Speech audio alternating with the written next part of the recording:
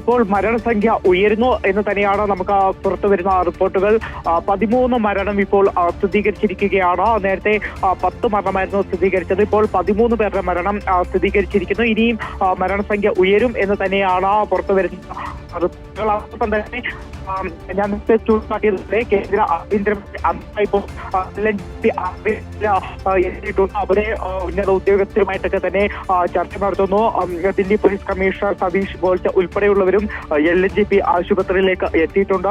അദ്ദേഹവുമായിട്ടടക്കം അമിത്ഷാ ഇപ്പോൾ കൂടിക്കാഴ്ച നടത്തുന്നുണ്ട്. അതിനുശേഷം ഈ റെഡ് ഫോർട്ടിലെ സ്ഫോടനം നടന്ന മേഖലയിലേക്കും അമിത്ഷാ സന്ദർശിക്കും എന്ന് തന്നെയാണ് ഇപ്പോൾ അറിയിച്ചിരിക്കുന്നത്. എന്തായാലും അല്പസമയത്തിനകം തന്നെ അമിത്ഷാ ഇത്തരത്തിൽ റെഡ് ഫോർട്ടിലേക്ക് എത്തും. റെഡ് ഫോർട്ടിലെത്തി അമിത്ഷാ സാഹചര്യം വിലയിരുത്തിയതിനു ശേഷം ഒരുപക്ഷെ ഔദ്യോഗികമായിട്ടുള്ള സ്ഥിരീകരണങ്ങൾ ഈ സ്ഫോടനവുമായി ബന്ധപ്പെട്ട് ഉണ്ടാകും എന്ന് തന്നെയാണ് നമ്മളൊക്കെ പ്രതീക്ഷിക്കുന്നത്. കാരണം ഇപ്പോഴത്തെ സാഹചര്യത്തിൽ തന്നെ ഒരു ഭീകരാക്രമണം അല്ലെങ്കിൽ ആസൂത്രിത ആക്രമണം തള്ളിക്കളയാത്ത റിപ്പോർട്ടുകളൊക്കെ തന്നെയാണ് പുറത്തു വന്നിരിക്കുന്നത്. അതിന്റെ ഭാഗമായിക്കൊണ്ട് രാജ്യത്തുടനീളം അതീവ സുരക്ഷാ ജാഗ്രതാ നിർദ്ദേശം പ്രഖ്യാപിക്കുകയും എല്ലാ മേഖലകളിലും സുരക്ഷ കൂടുതൽ ശക്തമാക്കുന്ന സാഹചര്യം, പ്രത്യേകിച്ച് ദില്ലിയിൽ മാർക്കറ്റുകൾ അടക്കം അടയ്ക്കാനുള്ള നിർദ്ദേശം നൽകിയിട്ടുണ്ട്. മെട്രോ സ്റ്റേഷനുകളിൽ, റെയിൽവേ സ്റ്റേഷനുകളിലെല്ലാം തന്നെ ഇപ്പോൾ പരിശോധനകൾ കൂടുതൽ ശക്തമാക്കിയിട്ടുണ്ട്. ദില്ലിയിലെ എല്ലാ മേഖലകളിലും പോലീസ് കൂടുതൽ